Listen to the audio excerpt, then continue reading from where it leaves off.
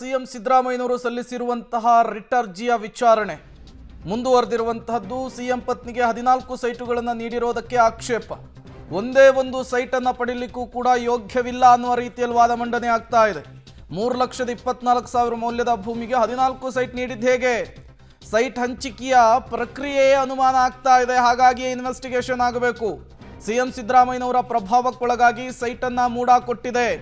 ಇಂತಹ ಪ್ರಕರಣದ ತನಿಖೆಯ ಅವಶ್ಯಕತೆ ಇಲ್ಲ ಅಂತ ಹೇಳಲು ಹೇಗೆ ಸಾಧ್ಯ ಅಂತೇಳಿ ಪ್ರಶ್ನೆ ಮಾಡಿದ್ದಾರೆ. 2017ರ ನಿರ್ಣಯಕ್ಕೂ ಸಿಎಂ ಅಧಿಕಾರದಲ್ಲಿರೋದಕ್ಕೂ ಸಂಬಂಧ ಇದೆ. ಸಿಎಂ ಅಧಿಕಾರದಲ್ಲಿದ್ದಾಗಲೇ ಈ ನಿರ್ಣಯವನ್ನು ಕೈಗೊಳ್ಳಲಾಗಿದೆ. ಸಿಎಂ ಪ್ರಭಾವವನ್ನು ಬೀರಿದ್ದಾರೆ ಅಂಥೇಳಿ ವಾದಿಸಿದ್ದಾರೆ ವಕೀಲ ರಾಘವನ್ ಅವರು. ಸ್ನೇಹಮಯಿ ಕೃಷ್ಣ ಪರ ವಕಾಲತ್ತನ್ನು ವಹಿಸಿಕೊಂಡಿದ್ದಾರೆ ರಾಘವನ್ ಅವರು. ಸುದೀರ್ಘವಾಗಿ 2 ಗಂಟೆಗಳಿಂದ ವಾದವನ್ನು ಮಂಡಿಸ್ತಾ ಇದ್ದಾರೆ. ಹಲವು ವಿಚಾರಗಳನ್ನು ಪ್ರಸ್ತಾಪಿಸ್ತಾ ಇದ್ದಾರೆ.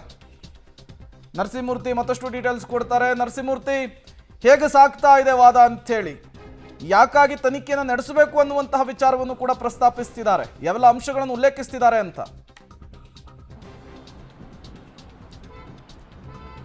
ಪ್ರೇಮ ರಾಘವನ್ ಅವರ ತಮ್ಮ ಮುಂದುವರೆದ ವಾದದಲ್ಲಿ ಸಾಕಷ್ಟು ಅಂಶಗಳನ್ನು ನ್ಯಾಯಮೂರ್ತಿಗಳ ಗಮನಕ್ಕೆ ತರುವ ಕೆಲಸವನ್ನು ಮಾಡಿದ್ದಾರೆ. 2017ರಲ್ಲಿ ಅವರು ಸಿಎಂ ಆಗಿದ್ದಂತಹ ಸಂದರ್ಭ, ಆಗ 2017ರಲ್ಲಿ ಮಾಡಿದಂತಹ ತಿದ್ದುಪಡಿ ಇದೆಯಲ್ಲ, ಅದು 1999ರ ಡಿನೋಟಿಫಿಕೇಷನ್ ಕಾಯ್ದೆ ನಿಯಮಗಳಲ್ಲಿ ಒಂದಷ್ಟು ಪರಿಹಾರಕ್ಕಾಗಿ ತೀರಾ ಸಣ್ಣ ಪ್ರಮಾಣದಲ್ಲಿ ಪರಿಹಾರವನ್ನು ಕೊಡಬೇಕು ಅನ್ನೋ ನಿಟ್ಟಿನಲ್ಲಿ ನಿಯಮಗಳನ್ನು ಮಾಡಿಕೊಳ್ಳಲಾಗಿತ್ತು.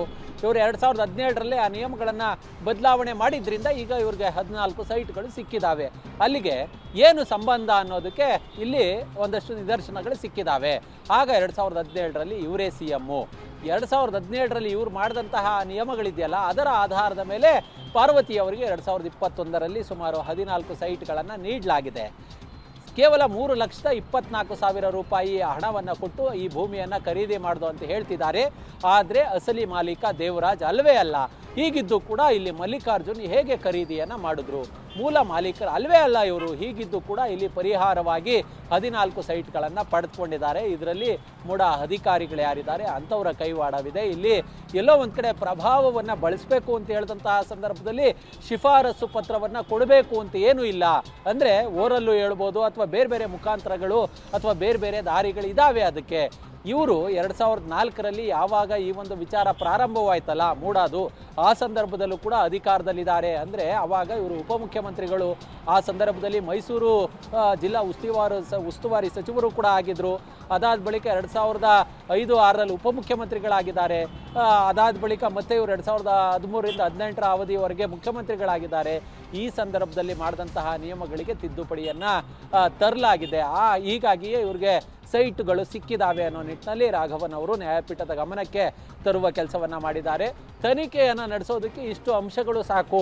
ಇಷ್ಟು ಅಂಶಗಳನ್ನು ಆಧಾರವಾಗಿ ಇಟ್ಕೊಂಡ್ರೆ ಯಾಕೆ ತನಿಖೆ ನಡೆಸಬೇಕು ಅನ್ನೋದು ಗೊತ್ತಾಗುತ್ತೆ. ಹೀಗಾಗಿ ನೀವು ಅವಕಾಶವನ್ನು ಕೊಡಬೇಕು ಅನ್ನೋ ನಿಟ್ಟಿನಲ್ಲಿ ನ್ಯಾಯಮೂರ್ತಿಗಳ ಗಮನ ಸೆಳೆಯುವ ಕೆಲಸವನ್ನು ಪದೇ ಪದೇ ರಾಘವನ್ ಅವರು ಮಾಡ್ತಿದ್ದಾರೆ. ಬಹುಶಃ ರಾಘವನ್ ಅವರು ತಮ್ಮ ವಾದವನ್ನು ಇನ್ನೂ ಕೂಡ ಮುಗಿಸಿಲ್ಲ ಪ್ರೇಮ್. ಬಹುಶಃ 2:30ಕ್ಕೆ ಇವರು ತಮ್ಮ ವಾದವನ್ನು ಆರಂಭ ಮಾಡಿದ್ರು. ಇನ್ನೂ ಕೂಡ ಅವರ ವಾದ ಮಂಡನೆ ಏನಿದೆ ಇದು ಮುಕ್ತಾಯವಾಗಿಲ್ಲ.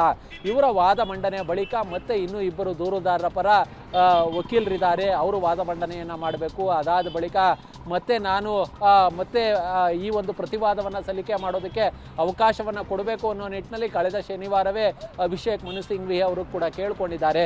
ಹೀಗಾಗಿ ಇಲ್ಲಿ ಅಷ್ಟು ಸುಲಭವಾಗಿ ಈ ಒಂದು ಪ್ರಕರಣ ಏನಿದೆ ಅದರ ವಾದ ವಿವಾದ ಮುಗಿಯುವ ಲಕ್ಷಣಗಳಿಲ್ಲ. ಇದು ಇನ್ನೂ ಒಂದು 2-3 ಹಿಯರಿಂಗ್ ಹೋದ್ರೂ ಕೂಡ ಆಶ್ಚರ್ಯ ಇಲ್ಲ. ಅದಾದ ಬಳಿಕ ನ್ಯಾಯಾಧೀಶರು ಅಂತಿಮ ಆದೇಶವನ್ನು ಪ್ರಕಟ ಮಾಡ್ತಕ್ಕಂತಹ ಎಲ್ಲ ಸಾಧ್ಯತೆಗಳು ಇದ್ದಾವೆ.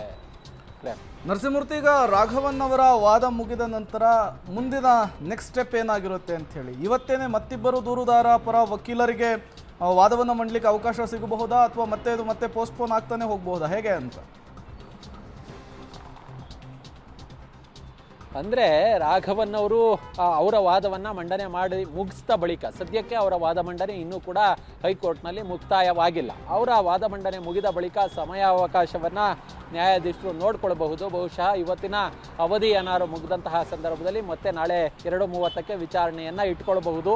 ಈಗಾಗಲೇ ನ್ಯಾಯಮೂರ್ತಿಗಳೇ ಅನಿಸಿಕೆಯನ್ನು, ಅವರ ಅಭಿಪ್ರಾಯವನ್ನು ಹೇಳಿದ್ದಾರೆ. ಪ್ರತಿದಿನ ಮಧ್ಯಾಹ್ನದ ನಂತರ ವಿಚಾರಣೆಯನ್ನು ನಡೆಸೋಣ ಅಂತೇಳಿ. ಇವರ ಜೊತೆಗೆ ಅಂದರೆ ಈಗ ಒಬ್ಬರು ದೂರುದಾರರು ಸ್ನೇಹ ಸಾಯಿಮಯಿ ಅವರ ಪರವಾಗಿ ಇದೀಗ ರಾಘವನ್ ಅವರು ವಾದ ಮಂಡನೆ ಮಾಡ್ತಿದ್ದಾರೆ. ಅದಾದ ಬಳಿಕ ಪ್ರದೀಪ್ ಅಂತೇಳಿ ಅವರಿದ್ದಾರೆ. ಅದರ ಜೊತೆಗೆ ಇನ್ನೊಬ್ಬರು ದೂರುದಾರರು ಕೂಡ ಇದ್ದಾರೆ, TJ ಅಬ್ರಹಾಂ ಅವರು. ಇವರೇ ಇಬ್ಬರ ಪರ ವಕೀಲರ ವಾದವನ್ನು ಕೂಡ ಆಲಿಕೆ ಮಾಡಬೇಕಾಗುತ್ತೆ. ಅದಾದ ಬಳಿಕ ಪ್ರತಿವಾದವನ್ನು ಸಲ್ಲಿಕೆ ಮಾಡ್ತೀನಿ ಅನ್ನೋ ನಿಟ್ಟಿನಲ್ಲಿ ಅಭಿಷೇಕ್ ಮನು ಸಿಂಘ್ವಿ ಅವರು ಹೇಳಿದ್ದಾರೆ. ಹೀಗಾಗಿ ಇದು ಇನ್ನೊಂದಷ್ಟು ದಿನ ವಾದ ಪ್ರತಿವಾದಗಳು ಹೈಕೋರ್ಟ್ನಲ್ಲಿ ನಡೀತಕ್ಕಂತಹ ಸಾಧ್ಯತೆ ಇದೆ.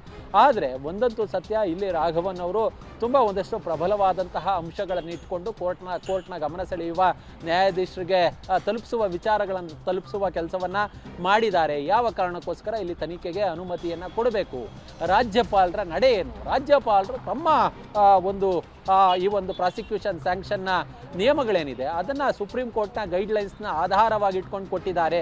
ಅವರು ಎಲ್ಲ ನಿಯಮಗಳನ್ನು ಕೂಡ ಫಾಲೋ ಮಾಡಿದ್ದಾರೆ. ಹೀಗಾಗಿ ಇಲ್ಲಿ ಪ್ರಾಸಿಕ್ಯೂಷನ್ಗೆ ಅನುಮತಿಯನ್ನು ಕೊಟ್ಟಿರೋದು ಸರಿ ಇದೆ. ಹೀಗಾಗಿ ತನಿಖೆ ನಡೆಸೋದಕ್ಕೆ ಇಷ್ಟು ಅಂಶಗಳು ಸಾಕು, ತನಿಖೆಯನ್ನೇ ನಡೆಸದೆ ಹೇಗೆ ಇವರು ತಪ್ಪಿತಸ್ಥರಲ್ಲ ಅಂತೇಳಿ ತೀರ್ಮಾನವನ್ನು ಮಾಡೋದು, ತನಿಖೆ ನಡೀಲಿ ಅನ್ನೋ ನಿಟ್ಟಿನಲ್ಲಿ ರಾಘವನ್ ಅವರು ಅಭಿಪ್ರಾಯವನ್ನು ಕೋರ್ಟ್ನಲ್ಲಿ ವ್ಯಕ್ತಪಡಿಸ್ತಿದ್ದಾರೆ. ನರಸಿಂಹಮೂರ್ತಿ, ಈಗ ಈ ಕೋರ್ಟ್ನ ಕಲಾಪವನ್ನು ಗಮನಿಸ್ತಾ ಇದ್ರೆ ಸದ್ಯಕ್ಕಂತೂ ಇದು ಇತ್ಯರ್ಥ ಆಗುವ ಕಾಣಿಸ್ತಾ ಇಲ್ಲ. ಅದಕ್ಕೆ ಪ್ರತಿವಾದವನ್ನು ಮಂಡಿಸಲಿಕ್ಕೆ ಅಭಿಷೇಕ್ ಮನು ಸಿಂಘ್ವಿ ಅವರು ಕೂಡ ಈಗಾಗಲೇ ನ್ಯಾಯಾಧೀಶರಿಗೆ ಮನವಿಯನ್ನು ಮಾಡಿಕೊಂಡಿದ್ದಾರೆ. ಹಾಗಾಗಿ ಮತ್ತಷ್ಟು ಡಿಲೇ ಆಗಬಹುದಾ ಅಂಥೇಳಿ ಆದೇಶ?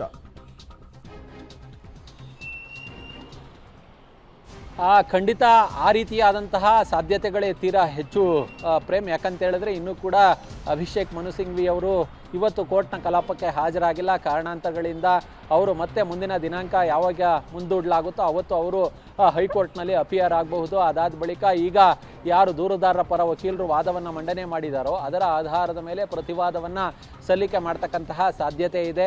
ಅದಾದ ಬಳಿಕ ಮತ್ತೆ ಇವರು ಏನಾದರೂ ನಾವು ಮತ್ತೆ ಅವಕಾಶವನ್ನು ಕೊಡಬೇಕು, ಅಭಿಷೇಕ್ ಮನು ಸಿಂಘ್ವಿ ಅವರ ವಾದಕ್ಕೆ ಪ್ರತಿವಾದವನ್ನು ನಾವು ಮಾಡ್ತೀವಿ ಅಂತ ಕೇಳಿದಂತಹ ಸಂದರ್ಭದಲ್ಲಿ ಅವ್ರಿಗೂ ಕೂಡ ಅವಕಾಶವನ್ನು ಮಾಡಿಕೊಡಬೇಕಾಗುತ್ತೆ. ಹೀಗಾಗಿ ಅಂತಿಮವಾಗಿ ವಾದ ಪ್ರತಿವಾದ ಮುಕ್ತಾಯದ ಹಂತಕ್ಕೆ ಬಂದವಷ್ಟೇ ಬಳಿಕ ಆದೇಶವನ್ನು ನೀಡೋದಕ್ಕೆ ಸಾಧ್ಯ. ಹೀಗಾಗಿ ಈ ಒಂದು ಪ್ರಕರಣದಲ್ಲಿ ಇನ್ನೂ ಸ್ವಲ್ಪ ದಿನ ಸಮಯಾವಕಾಶ ಹಿಡಿಯಬಹುದು. ಕಾರಣ ಇಷ್ಟೇ, ಇನ್ನೂ ಕೂಡ ವಾದ ಮತ್ತು ಪ್ರತಿವಾದಗಳು ಮುಕ್ತಾಯವಾಗಿಲ್ಲ. ಇನ್ನೂ ಕೂಡ ಸಾಕಷ್ಟು ಅಂಶಗಳನ್ನು ಇಟ್ಟುಕೊಂಡು ಕೆಲವರು ವಾದವನ್ನು ಮಂಡನೆ ಮಾಡುವ ಕೆಲಸವನ್ನು ಮಾಡಲಾಗ್ತಿದೆ. ಹೀಗಾಗಿ ಬಹುಶಃ ಇವತ್ತಿನಿಂದ ಪ್ರತಿದಿನ ಅಂದರೆ ನಾಳೆಯೂ ಕೂಡ ಮಧ್ಯಾಹ್ನ 2:30 ನಂತರ ಹೈಕೋರ್ಟ್ನ ಮಾನ್ಯ ನ್ಯಾಯಮೂರ್ತಿಗಳಾದಂತಹ ನಾಗಪ್ರಸನ್ನ ಅವರ ಬೆಂಚಲ್ಲಿ ಈ ವಾದ ಮತ್ತೆ ನಾಳೆಯೂ ಕೂಡ ಮುಂದುವರಿಯುತ್ತೆ. ಹೀಗಾಗಿ ನಾಳೆ ನಾಡಿದ್ದು ಮತ್ತು ಆಚೆ ನಾಡಿದ್ದು ಹೀಗೆ ಒಂದು 2-3 ದಿನಗಳ ಕಾಲ ಈ ವಾದ ಪ್ರತಿವಾದ ಮುಕ್ತಾಯವಾದ ಬಳಿಕ ನ್ಯಾಯಾಧೀಶರು ಒಂದು ತೀರ್ಮಾನಕ್ಕೆ ಬರಬಹುದು, ಯಾವತ್ತೂ ಆದೇಶವನ್ನು ಪ್ರಕಟ ಮಾಡಬಹುದು ಅಂತೇಳಿ. ಓಕೆ ನರಸಿಂಹಮೂರ್ತಿ, ಹಾಗೆ ಸಂಪರ್ಕದಲ್ಲಿ